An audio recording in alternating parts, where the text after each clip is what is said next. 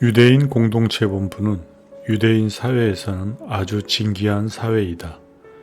그것은 단일 유대인종의 사회가 아니다. 러시아, 프랑스, 영국, 이스라엘, 미국계 등등 여러 계통의 유대인이 모두 조금씩 모여 작은 그룹을 형성한 사회이다. 따라서 계율을 엄격하게 지키는 사람과 지키지 않는 사람, 자비심이 많은 사람과 냉정한 사람 등 가지각색의 사람들이 제각기 자기 출신지의 국민성을 나타내면서 일관성 없는 공동체를 이루고 있다. 이러한 사회에는 아무래도 일종의 긴장 상태가 존재한다. 내가 일본에 왔을 때 이 사회는 서로 반목하는 두 그룹으로 분열되어 있었다. 나는 두 그룹 사람들에게 다음과 같은 탈무드의 이야기를 들려주었다. 하나의 갈대는 쉽사리 꺾이지만 한 움큼의 갈대는 좀처럼 꺾이지 않는다.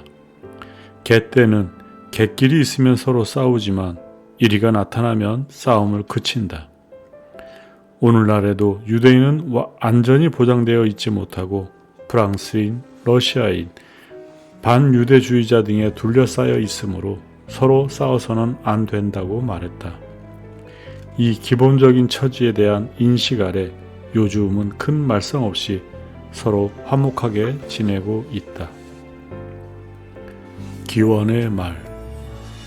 어떤 병실에 나와 의사, 환자 이렇게 셋이 남게 된 적이 있었다. 환자는 중상을 입어 뇌출혈이 심했다. 주인은 지독한 냄새로 진동했고 환자는 물론 의식불명이었다. 의사는 그의 생명을 구하려고 몹시 애쓰고 있었다. 대량의 피를 수혈했다. 수혈을 멈추면 죽고 말 상태여서 의사는 절망적인 표정을 짓고 있었다. 그러다가 의사가 나에게 물었다. 지금 당신은 무엇을 생각하십니까? 그래서 나는 이렇게 대답했다. 지금 생사에 관하여 생각하지는 않습니다. 작은 혈관이 빨간 기중한 액체를 흘려보내서 이 사람이 죽게 되는 것을 생각하고 있습니다. 결국 수혈은 정지되고 그는 죽었다. 의사는 기진맥진한 나머지 나에게 도움을 청했다. 나는 그에게 탈무드 이야기를 들려주었다. 유대인은 왕을 만나거나 식사를 하거나 일출을 보거나 하는 모든 경우에 각각 짧은 기원의 기도를 한다. 가령 화장실에 갈 때에도 따로 기원의 기도가 있다. 그러자 의사가 물었다. 당신은 화장실에 갈 때 뭐라고 기원합니까? 몸은 뼈와 살과 여러 부분으로 되어 있습니다. 그 중에서 닫혀 있어야 할 것은 닫혀 있고 열려 있어야 할 것은 열려 있어야 합니다. 이것이 거꾸로 되면 곤란한 경우가 발생하므로 언제나 열 것은 열고 닫을 것은 닫아달라고 기원합니다. 그러자 의사는 이렇게 말했다. 그 기원의 문구는 해부학의 정통에 있는 사람의 말 같습니다. 보트의 구멍. 어느 회사이든 때로 종업원을 해고시켜야 할 경우가 있다. 그러나 그것은 매우 난처한 일이며 때때로 사회 문제로까지 발전하는 경우도 있다. 한 유대인 회사에서 많은 유대인을 고용하고 있었다. 이런 경우 유대인을 해고하는 것은 매우 어렵다. 아내나 자식 등 부양가족이 있다는 점은 다른 나라 사람의 경우와 마찬가지이지만 특히 유대인의 경우에는 다른 직업을 구하기가 어렵다는 점이 있기 때문이다. 외국인으로서 다른 나라에서 사는 것은 위험 부담이 이만저만이 아니다. 외국 회사가 유대인을 모집하는 경우는 적고 외국으로 가거나 본국으로 돌아가려 해도 역시 많은 비용이 들기 때문이다. 그러므로 어떤 이유에서건 유대인 회사가 유대인 종업원을 해고하기는 극히 어렵다. 그래서 나는 언제나 문제가 발생하면 종업원이 해고되지 않도록 중재하고 있다.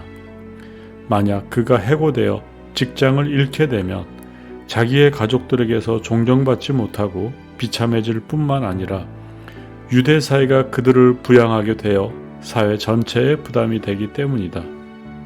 더욱이 유대인들의 본성은 동정심이 많기 때문에 실제로 남을 해고하는 일은 극히 드물다. 그런데 그 드문 일이 일어난 적이 있었다. 한 고용주가 나와 상의하기 위해 왔다. 그는 나에게 말했다.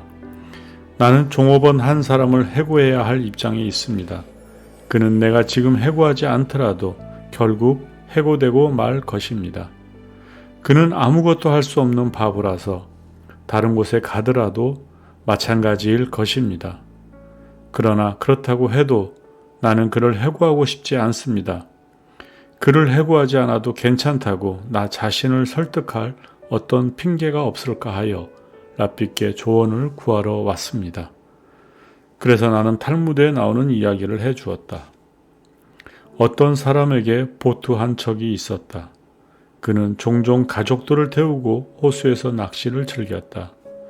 여름이 지나자 배를 보관해 두려고 육지로 끌어올리고 보니 배 밑에 작은 구멍이 뚫려 있었다. 그러나 그것은 아주 작은 구멍이었으므로 내년 여름에 다시 사용할 때 고치겠다고 생각하고 그대로 두었다. 그리고 겨울이 되어 보트에 새 페인트질을 했다. 다음에 봄이 되었다.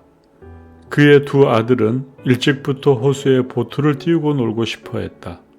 그는 배에 구멍이 뚫려 있는 것을 까맣게 잊어버리고 아들에게 배를 타도록 허락했다. 2시간쯤 뒤에 그는 배에 구멍이 뚫려 있었던 생각이 퍼뜩 떠올랐다. 아이들은 수영이 서툴렀다.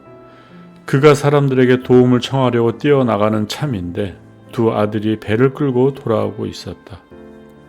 그는 두 아들을 와라 끌어안았다. 그리고 배를 조사해 보았다. 누군가가 배의 구멍을 떼어 놓았던 것이다. 그는 페인트공이 그 공을 수리해 놓았다고 생각하고 선물을 가지고 페인트공에게 답례하러 갔다. 그러자 페인트공이 물었다. 배에 페인트 칠을 할 때 이미 돈을 다 받았는데 어째서 이런 선물을 또 주십니까? 그래서 그가 대답했다. 배에 작은 구멍이 뚫려 있는 것을 당신이 고쳐주셨습니다. 나는 물론 금년에 배를 다시 사용할 때 그것을 고치려고 마음먹고 있었지만 그만 깜빡 잊고 있었습니다. 당신은 내가 구멍을 고쳐달라고 부탁하지도 않았는데도 꼼꼼하게 수선을 해주셨더군요. 당신이 몇 분 걸려서 수선해 놓은 덕택으로 내 자식들의 목숨을 건지게 되었습니다. 아무리 작은 선행이라도 나중에 매우 큰 역할을 할지도 모른다는 것을 상상해 보는 것은 인간으로서는 여간 어려운 일이 아니다. 나는 그 고용주에게 이런 이야기를 한 뒤에 그에게 한 번 더 기회를 주라고 부탁했다. 우는 까닭. 도쿄에 살고 있는 유대인으로 자비심이 많고 평판이 매우 좋으며 예의 바른 남자가 있었다. 그러나 그는 유대인들 사회에는 전혀 참여하지 않고 있었다. 어느 날 나는 호텔에서 그와 함께 식사를 하게 되었다. 유대인들은 사업가를 만나면 요즘은 사업이 어떠십니까? 잘 되어 갑니까? 하고 묻고 랍비를 만나면 재미있는 책 좀 읽으셨습니까? 라든가 요즘은 무슨 재미있는 생각을 하십니까? 라는 식으로 묻는 습관이 있다. 학문을 직업으로 하고 있는 랍비는 언제나 글자 그대로 주머니 속에 여러 가지 이야기를 넣어 가지고 다니기 때문이다. 그도 역시 요즘 재미있는 책을 읽었느냐고 내게 물었다. 그래서 나는 얼마 전 탈무드를 공부하다가 죄에 관한 재미있는 것을 발견했습니다. 당신도 탈무드를 공부할 때 그 부분을 읽어보셨습니까? 하고 대답하고 다음과 같은 이야기를 들려주었다. 아주 뛰어난 랍비 한 사람이 있었다. 고매하고 자애심이 깊어 모두 그를 숭배했다. 그는 꽤 세심한 성격을 가진 동시에 하느님을 아주 깊이 경외하고 있었다. 개미 한 마리 밟아 죽이지 않을 만큼 하느님이 만든 물건에 세심한 배려를 하면서 신중하게 생활하고 있었다. 물론 제자들에게도 존경을 한 몸에 받고 있었다. 80살을 넘긴 어느 날 그의 육체는 갑자기 노쇠의 징조를 나타냈다. 그도 스스로 그것을 느끼고 죽을 때가 가까워 온 것을 깨달았다. 수제자가 머리맡에 왔을 때 그는 울기 시작했다. 의아하게 생각된 제자가 물었다. 선생님, 왜 우십니까? 선생님께서는 하루라도 공부를 잊은 날이 없었습니다. 또 하루라도 가르침을 행하지 않은 날이 없었습니다. 자선을 베풀지 않았던 날이 하루라도 있었습니까? 선생님께서는 이 나라에서 가장 존경을 받는 분이십니다.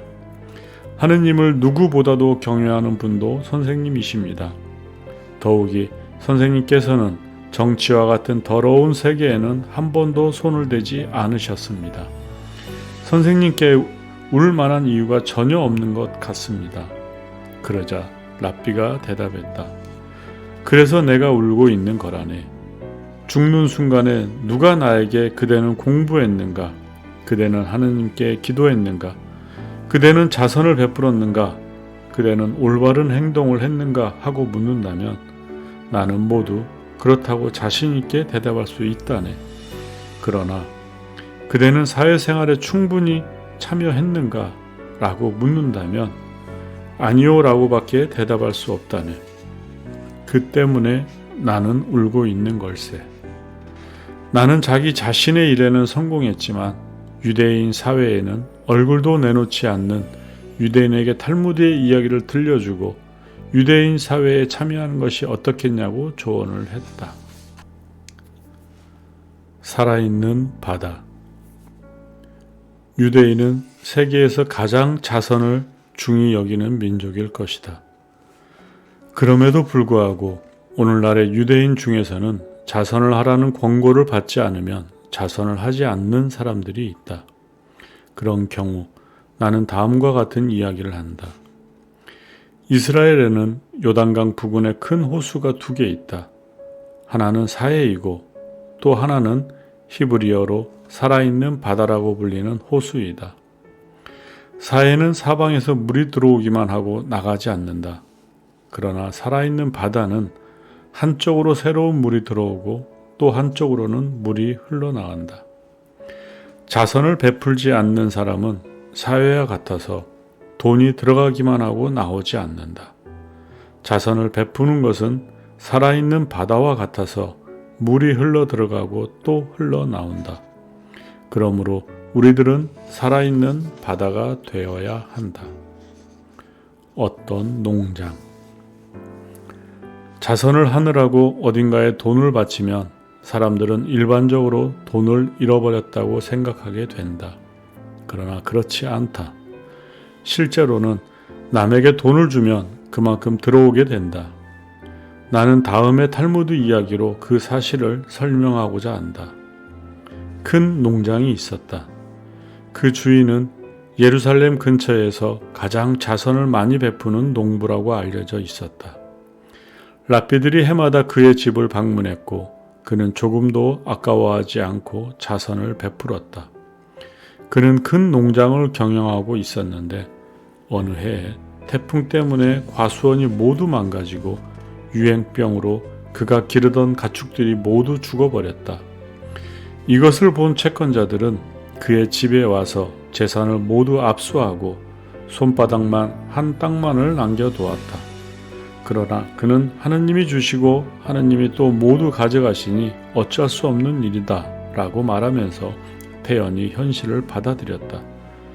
그 해에도 랍비들이 방문했다. 랍비들은 몰락한 그의 처지를 진심으로 동정했다. 농장 주인의 아내가 남편에게 말했다. 우리들은 해마다 랍비님들이 학교를 세우도록 도왔고 교회를 유지하도록 했으며 가난한 사람과 나이 든 사람들을 위하여 많은 헌금을 해야 하는데 올해라고 아무것도 바치지 않는다면 송구스럽지 않겠습니까? 부부는 차마 랍비들을 빈손으로 돌려보낼 수는 없다고 생각했다. 그래서 유일한 재산인 토지의 반을 팔아서 그것을 랍비들에게 헌금하고 그 대신 나머지 반쪽의 토지에서 더 열심히 일하여 보충하려고 생각했다. 랍비들은 생각하지 않았던 헌금을 받고 몹시 놀라면서도 기뻐했다. 그들은 남은 반쪽 땅이 남아 열심히 갈고 일구었다. 그러던 어느 날 밭갈이를 하던 소가 쓰러지고 말았다. 진흙에 빠진 소를 힘겹게 끌어내자 소의 발밑에서 보물이 나왔다. 그 보물을 팔아서 그들은 다시 토지를 샀다. 그리고 옛날과 같은 농장을 경영하게 되었다. 다음에 랍비들이 다시 방문했다. 랍비들은 농부가 아직 가난한 생활을 하고 있으리라 생각하고 지난해에 좁은 땅이 있던 곳으로 그들 부부를 찾아갔다. 그런데 그들은 그곳에 없었다. 그는 이제 여기서 살지 않습니다. 저쪽에 있는 큰 집으로 가보십시오. 이웃 사람들이 랍비들에게 일러주었다. 랍비들은 큰 집으로 가서 농부를 만났다. 그는 작년에 일어났던 일을 설명하면서 아낌없이 자선을 행하면 반드시 복이 되어 되돌아온다고 말했다. 나는 헌금을 거둘 때마다 이 이야기를 여러 번 되풀이했다. 그리고 언제나 성공을 거두었다. 중국과 사자. 나는 언젠가 중국에서 일본으로 건너온 유대인과 이야기를 나눈 적이 있었다. 이런 유대인들 중에는 중국은 좋아하는데 일본을 싫어한다든가, 일본은 좋아하는데 중국을 싫어한다든가, 두 나라 모두 싫어하든가, 두 나라 모두 좋아하는 등 여러 유형이 있기 마련이다. 이 유대인은 제2차 세계대전 중 일본이 상하이를 점령했을 때 유대인을 학대했다는 점 때문에 일본에 반감을 가지고 있었다. 일본이 상하이를 점령했을 때 유대인은 특별 거주구역에 강제 수용되어 있었는데 일본 경비병이 그곳을 경비했다. 유대인은 폭행을 당하기도 하고 전염병이 발생하여 여러 명이 죽거나 식량 사정이 악화되는 등 전시에 대한 고통스러운 기억을 가지고 있는 유대인이 많다. 유럽에서는 600만 명이 학살되었습니다. 유대인에게 있어서 전쟁 중에 유럽에 있었던 것만큼 불행한 일은 없을 것입니다. 현재 당신은 도쿄에 있고 나에게 상하이의 쓰라린 나날들에 관한 이야기를 하고 있습니다. 이것이 바로 당신이 살아있다는 증거가 아닙니까? 탈무드에 이런 이야기가 있습니다. 나는 그에게 이렇게 말한 뒤 목에 가시가 걸린 사자의 이야기를 해주었다. 사자의 목에 가시가 걸렸다. 사자는 누구든지 가시를 빼주는 자에게 큰 상을 주겠다고 말했다. 그때 학이 한 마리 날아와서 도와주겠다고 했다. 사자는 입을 크게 벌렸다. 학은 머리를 사자의 입속에 집어넣고 긴 부리를 이용하여 가시를 빼냈다. 사자님, 상으로 무엇을 주시겠습니까? 가시를 빼낸 학이 물었다. 사자는 화를 내면서 소리쳤다. 내 입속에 머리를 집어넣고도 살아난 것이 상이다. 그렇게 위험한 경우를 당해서 살아 돌아갔다는 것은 자랑할 만한 일이 아니더냐? 그 이상의 상이 어디 있겠느냐? 과거 중국에서 혹독한 경우를 당했다고 해서 그것을 반감의 근거로 삼는 것은 좋지 않다는 것이 나의 결론이다. 오늘도 편안한 밤 보내세요.